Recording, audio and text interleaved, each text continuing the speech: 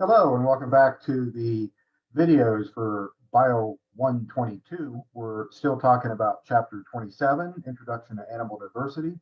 This is video number 7. We're going to look at animal phylogeny.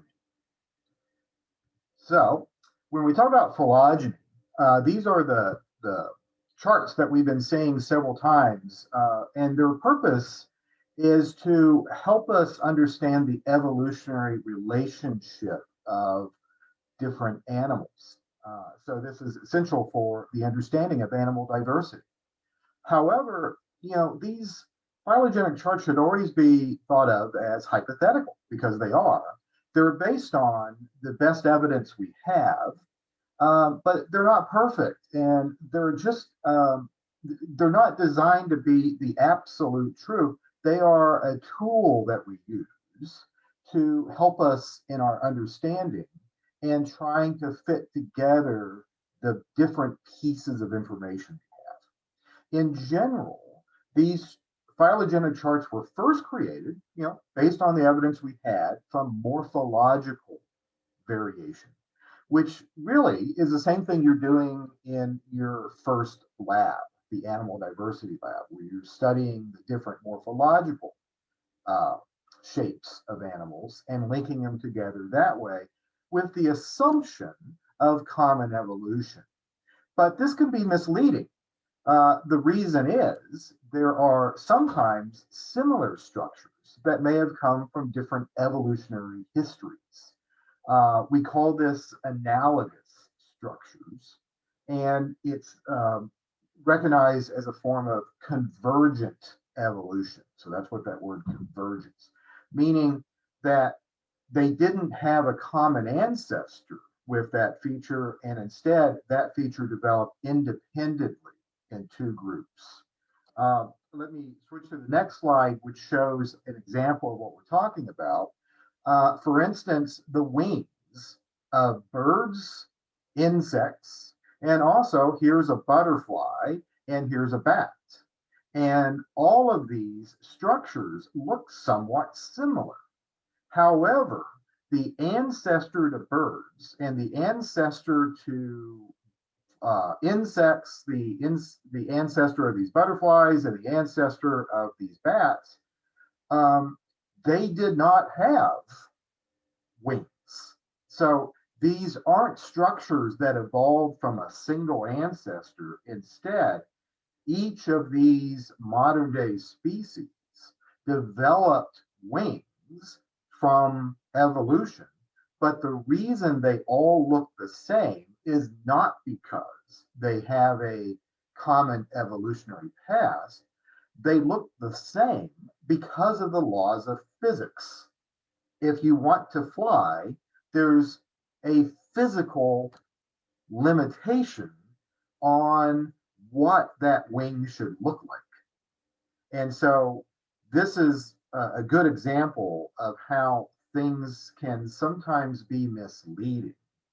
But we can gain much greater insight by looking at the biochemical markers, but molecular markers and genetic evidence. So now with our ability to just quickly decipher the genome of any animal or any other organism, we have learned so much in the last couple of decades.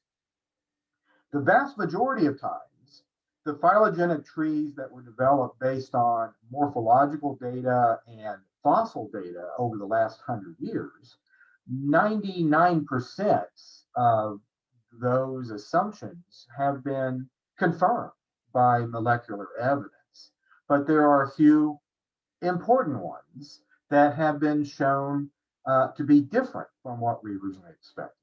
And that's fine. That's the process of science, and uh, it's incorporating the best new information.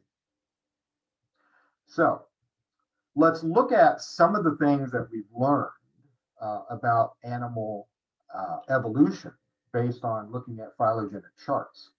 And one of them we've talked about before, and let me go to this next slide. Remember, metazoa is the family of all animals.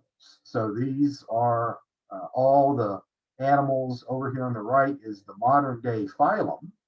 And of course, here's chordata, which includes humans and all other mammals and vertebrates. And so there's many other branches that come off to the right of the screen. But metazoa is everything. And then we can break that up into metazoa, which is all those animals that have specialized tissues, and then the parazoa, literally meaning near animals, but it just simply means those animals that don't have true tissues.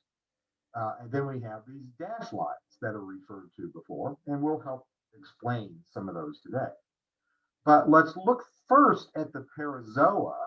And so the sponges, and those seem to trace all the way back to some of the original animals. So that's why they're called basal animals.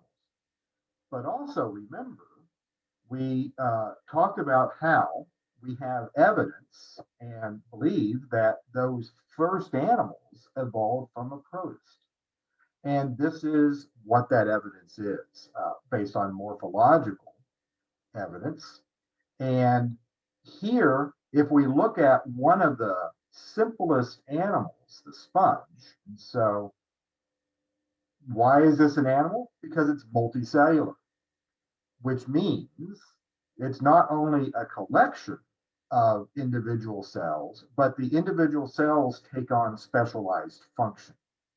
So while it doesn't have the true tissues of all animals, it has close to tissues. And one of the cells that line what ends up being the gastrovascular cavity, and we'll talk about this process of digestion when we talk about the chapter on digestive systems. But lining, if we open up this little box, the individual cells that form the endoderm, the innermost layer of the digestive system of the sponge, look like this. This is a single cell. The purple thing is the nucleus. It's got a cell membrane around it, but then it has this odd funnel-like shape of the membrane and a flagella coming off. And this flagella goes into this cavity here where food particles would come in. The flagella then sweeps the food particles into this little cone-shaped structure. And then endocytosis is used to bring the food particles into these cells that are called keratinocyte cells. And then the process of digestion occurs, breaking these particles up. And then the cell will diffuse the nutrients into the body of the sponge, which consists of other specialized cells. And the sponges even have a rudimentary nervous system that also needs these nutrients. So it's a true multicellular organism with differentiation of function. But now, over here on the left is another cell, and notice the extreme similarities with the sponge cell. Here is the nucleus, here is the cell membrane, this cone-shaped structure, and this flagella coming across. But this is not a cell from a sponge. This is a protist. This is a modern-day living protist, the choranoflagellates. And it uses the same structure to bring food particles into it, where it then digests them and uses those nutrients for the purpose of this individual cell. And so there's a very clear connection between this protist and the first cells of animals. So that's why we look at sponges filling some of the properties of animals, and then we can trace this back to the origin of all animals. So the assumption here is that the very first animal that evolved probably looked very much like a sponge. And If we, again, look at another branch of this phylogenetic tree, here's the animals. So everything that we've been looking at comes after here. So the sponges and all other animals, the eumetazoa, this is the parazoa. But remember, animals are eukaryotes, but all not eukaryotes are not necessarily animals. Protists are also eukaryotic organisms. They have a cell nucleus and all the organelles. So if we look at just one branch of the protist, choanoflagellates, the individual choanoflagellate, again, being depicted right here. This is a little bit more accurate photo of a choanoflagellate and a choanocyte, also known as collar cells, because this structure here kind of looks like one of those like collars that royalty used to wear. That's where the name comes from. But this is not an animal. This is a protist. However, this protist is actually closer to a multicellular organism than other protists. So the connection goes both ways, that this is the modern day choanoflagellate, and while they are single-celled organisms, they tend to cluster together into colonies, where is shown here. However, this is not pure multicellularity, because each individual cell still performs all the functions of life, and there's no division. But by forming a colony, they are a bit more protected, and they end up being able to share food particles a little bit better. So there's a collaborative effort of these individual cells. So it's probably a very small evolutionary change that was necessary to convert these individual protists that lived in colonies, that then we just had to develop and evolve a system where multicellularity allowed different cells to take on different functions. And that led to the first animals that may have looked very much like a sponge. And then changes have occurred since then.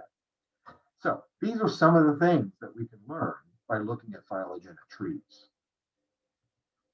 And this is the figure I showed you in the past in one of the lecture videos, showing the prokaryotes, which of course were some of the first organisms on Earth, the bacteria and archaea, but they eventually formed the first eukaryotes from those cells, and protists and plants were early on using photosynthesis, and these, of course, are the first multicellular organisms. But much later, additional different types of protists, again, formed the multicellularity that generated the modern day animals. And likewise, fungi, with animals, fungi, and plants all being multicellular based on protists. So another term we need to talk about as we're discussing things is this word here, clade.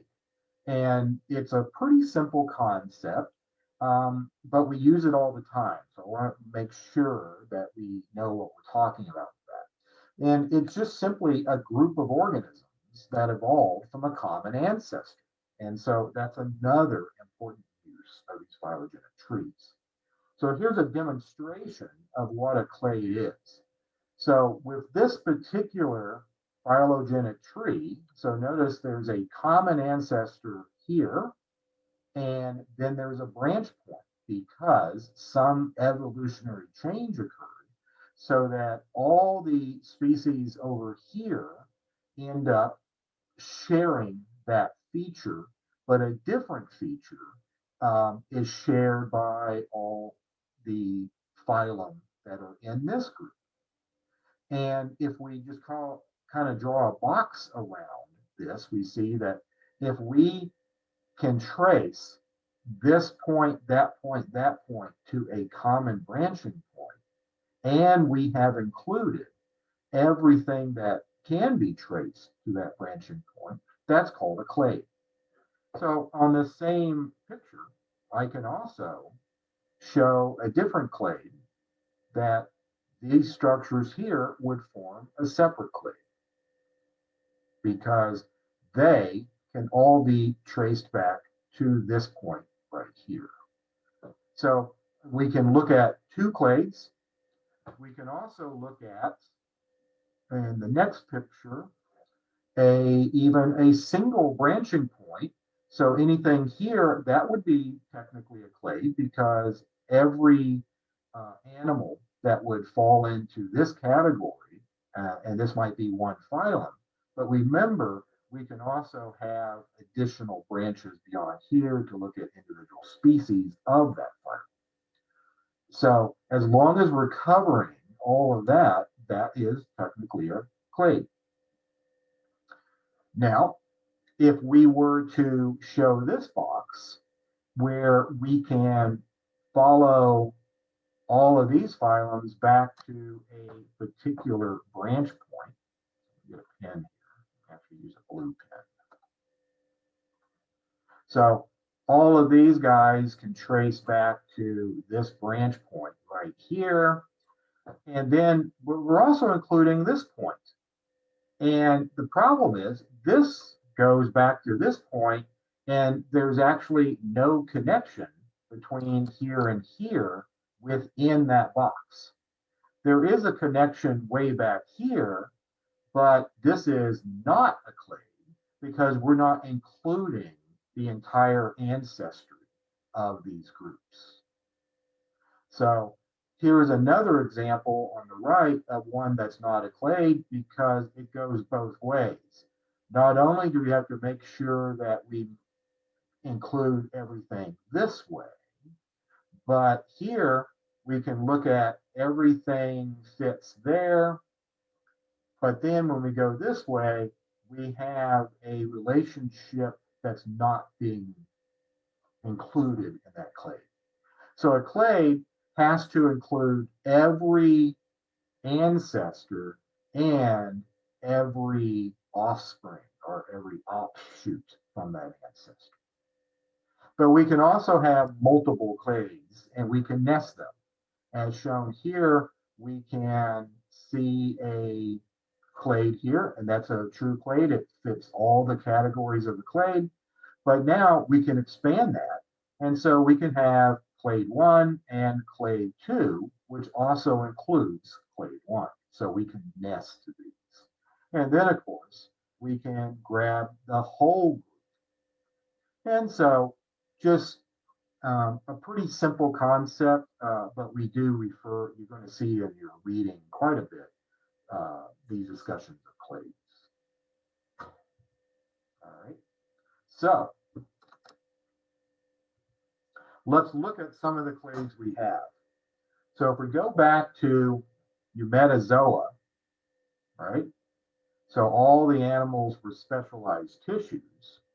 Well, we have already studied some of the morphological characteristics of different animals. So some fall into the radial symmetry and some fall into bilateral symmetry. And this is something that the sponges don't have at all. So when we look at the true animals, Eumetazoa that have all three tissue layers, or well, at least tissue layers. They could either be 2 layers or 3 layers of embryonic tissue. We can break them out into these different groups.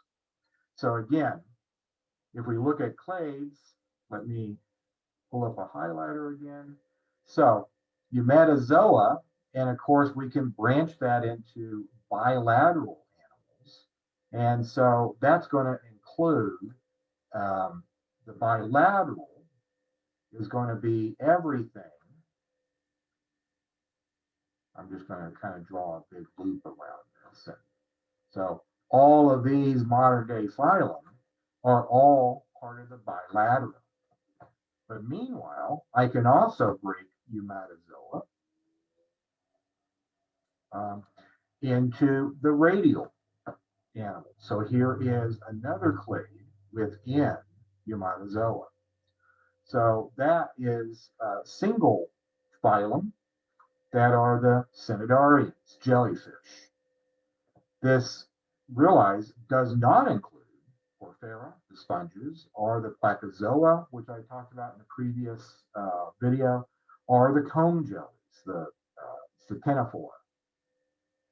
So both of these fulfill all the qualities of the clade, but this gives us some understanding of how the animals in this phylum evolved and where the common ancestor was with the cnidarians. So here's another example. If we just look at the bilateral, so instead of looking at the radial, let's just look at the bilateral. And we can break the bilateral into two other major clades. And of course, there's other clades that we could do, but if we just kind of skip here to the protostomas,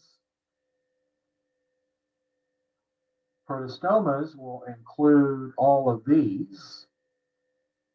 But of course, protostoma will also include all of these animals down here.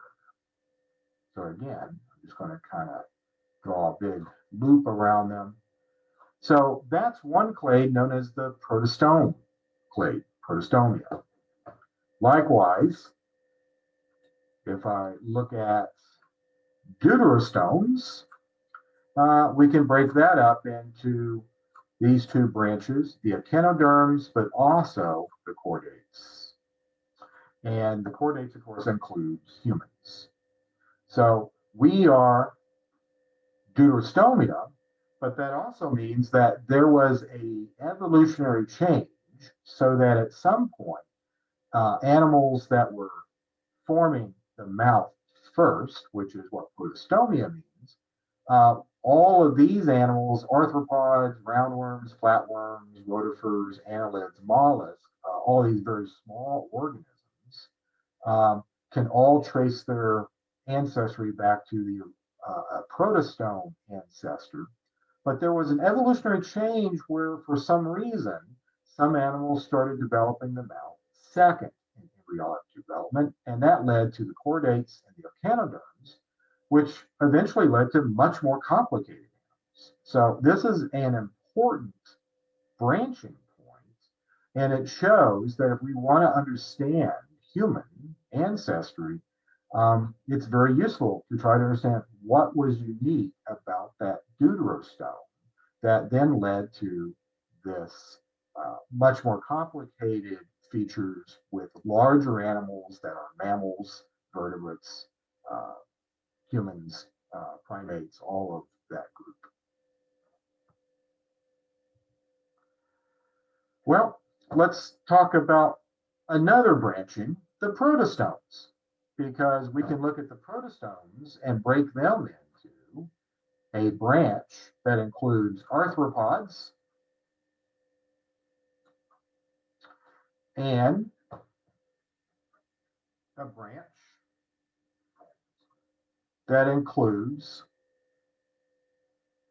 flatworms, rotifers, ectoprotea, brachiopods, the annelid worms, and the mollusks.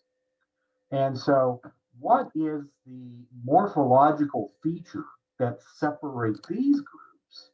Well, the arthropods and the roundworms share a characteristic that they all have an exoskeleton. So instead of an internal skeleton, they have an external skeleton, and in order to grow, they have to molt their exoskeleton, which actually makes them very vulnerable for a short period of time. And the molting is called ecdysis, and so these are the ecdysozoa, the arthropods and roundworms. Now, the other grouping down here are based on a different morphological structure called the lophophora, which is a particular feature of the mouth, the feeding structure. So all of these have a particular feature to them. or they evolved from an animal that had a particular feature to them, called a lophophore. And all that is they have these long ciliated tentacles that surround their mouth. So if we look at this ectoprot, which is a very small, almost microscopic animal, it is a few millimeters long, so with good eyesight you can see them. They kind of look like our hydra friends, except they have these long tentacles that come out that are constantly sweeping food. And of course, they live in water, and so they're sweeping the water with food particles towards their mouth. And then here's a much larger organism, the mollusk. And so these are things you see on the beach. They're very large. These are shells. And if we open that up, again, you can see these long tentacles here that do the same function. They continuously sweep the seawater towards the mouth. So this is how they eat. This also means they don't have to move around. They just kind of filter and shift things from the water towards the mouth. So at some point in history, an ancestor developed that type of feeding structure, and all of these organisms can trace their ancestry back to that organism. But in addition to morphology, in the last 2 decades, we've added an enormous amount of information to phylogenetic trees based on molecular data, looking at the genome, but also looking at the structure of particular proteins and other biochemical markers. And that has given us a better understanding of the evolutionary relationship between organisms. And in a few cases, it has altered what we had understood for the previous 100 years based on strictly fossil evidence and morphological evidence. So here's a few, 3 of them that are mentioned in your textbook that I just want to explain.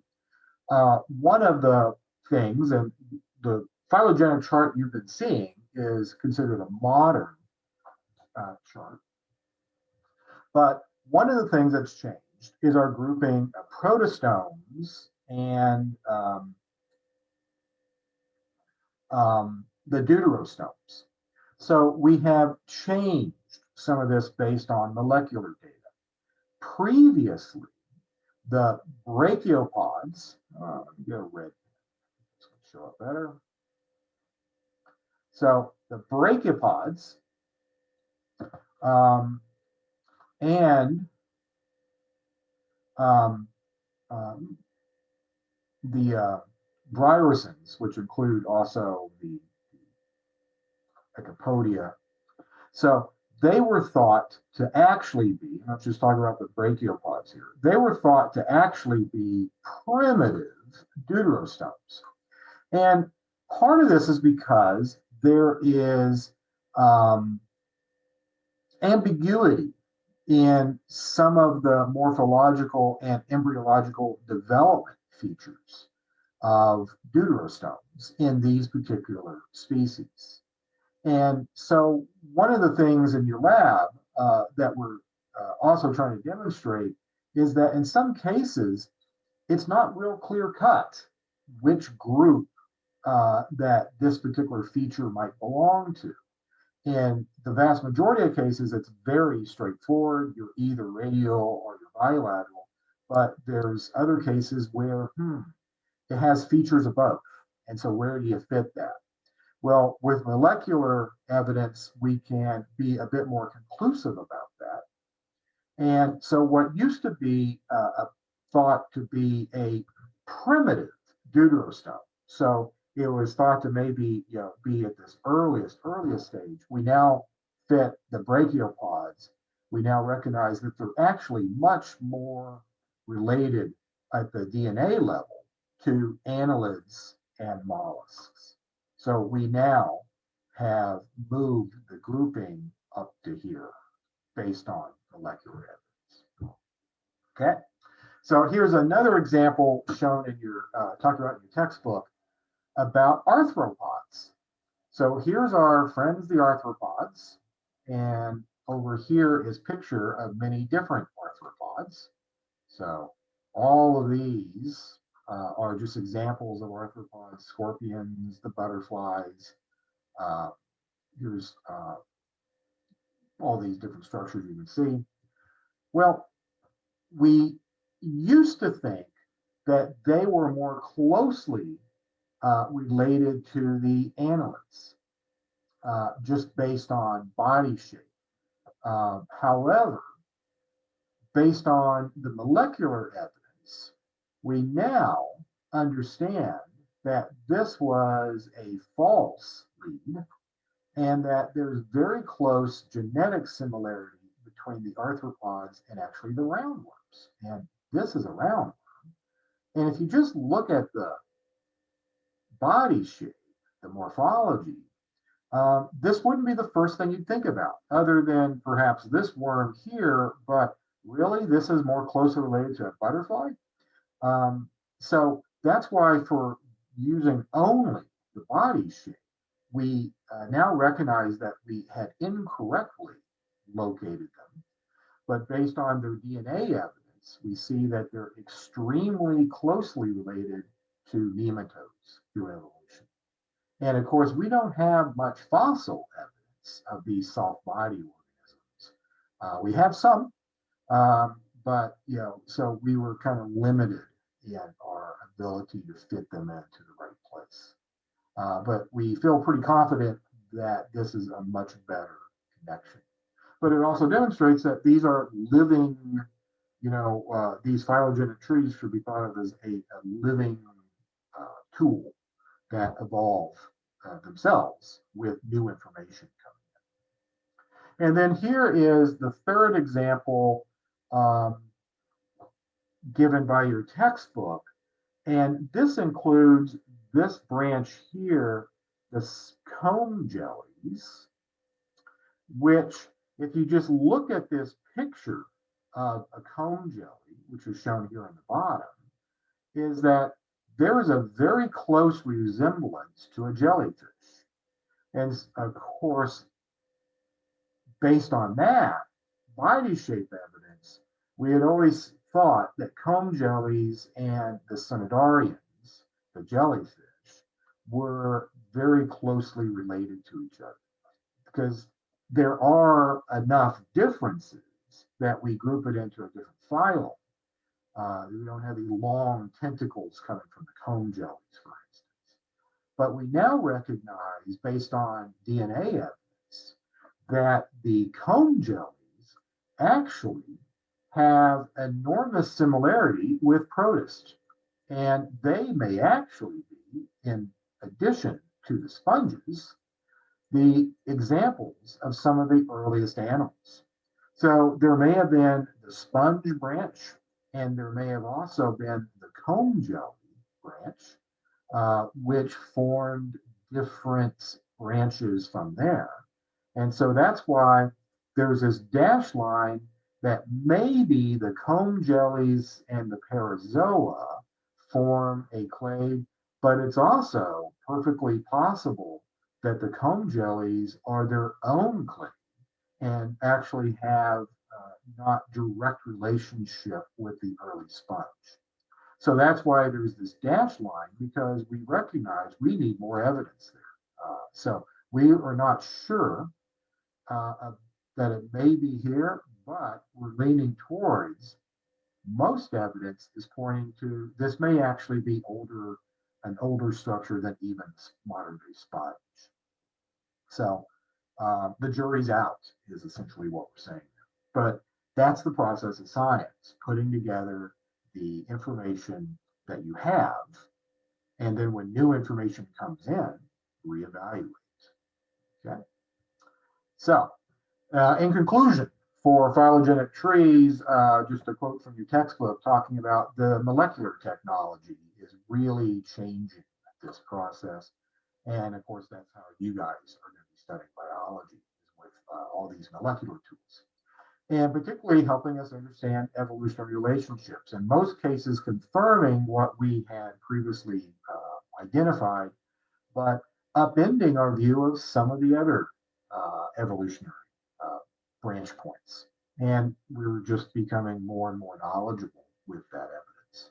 Okay, so that concludes this portion of the chapter. And our next one, we're going to be talking about the evolution of animals. Good day.